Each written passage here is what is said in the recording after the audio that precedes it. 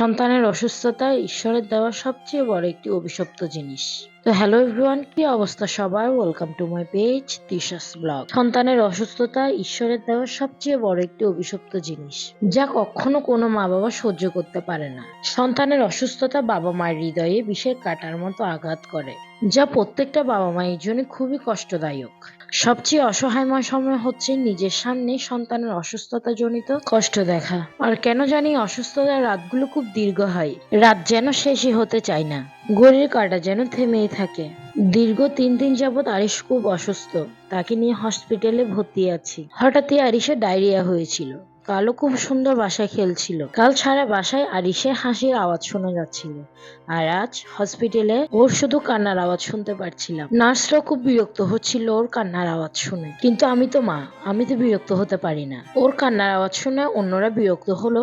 এই কান্নার আওয়াজ আমাকে ছুরির আঘাতের চেয়েও বেশি আঘাত করছিল। ইভেন আমার ছেলের হাতগুলো বেঁধে দেওয়া হয়েছিল, সে ঠিক মতো খেলতেও পারছিল না। আর এই হাতগুলো বেঁধে দেওয়ার কারণ হচ্ছে সে যাতে ক্যানোলাগুলো টেনে খুলতে না পারে। তার যেহেতু ডায়রিয়া হয়েছিল, তাকে স্যালাইন দেওয়া হয়েছিল এবং ক্যানোলা দিয়েছিল শুরুতে হাতে। এবং সে যেহেতু ছোট বাচ্চা, সে ক্যানোলা সম্পর্কে কিছুই বোঝে না।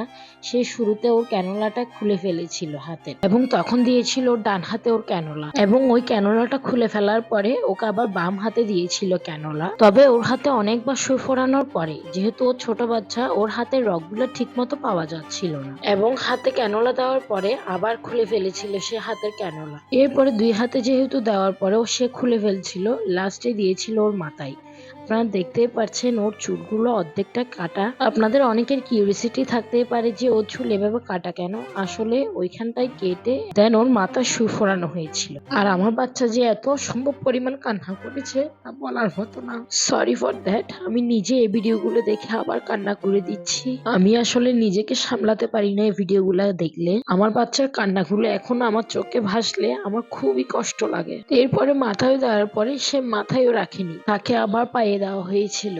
আর এমন করতে করতে ওর শরীরে 4 থেকে 5 বার ক্যানোলা দেওয়া লেগেছে, এবং এমন করতে করতে আমার বাচ্চাটা সারা রাত কান্না করেছে, সারা রাত ঘুমাতে পারেনি। আর আমার বাচ্চার ওই কান্নাগুলো চোখে ভাসলে এখন আমার অনেক কষ্ট লাগে। আর এই কষ্টগুলো কাউকে বলে বোঝানোর মতো না। আসলে সন্তানের অসুস্থতা কোনো বাবা মাই সহ্য করতে পারে না।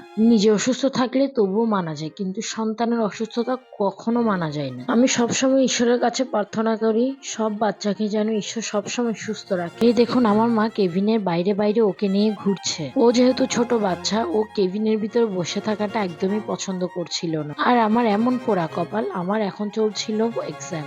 বাচ্চার এমন অসুস্থতার মাঝেও আমার এক্সাম দিতে যেতে হচ্ছিল। বাচ্চাকে আমার মায়ের কাছে রেখে তারপরেই যাচ্ছিলাম এক্সাম দিতে। সে অনেক কান্না করছিল, তবুও তো কিছু করার নেই, এক্সাম তো দিতেই হবে। কোনো কিছু প্রিপারেশনও নিইনি। বাচ্চার অসুস্থতার জন্য ভালো মতো পড়তেও পারি, কি লিখবো কিছুই যায় না। সবকিছু ঈশ্বরের উপর ছেড়ে দিয়েছি, যা হবার হবে। তো আজকের ভিডিও এটুকু। সবাই আরিশের জন্য একটু আশীর্বাদ করবেন।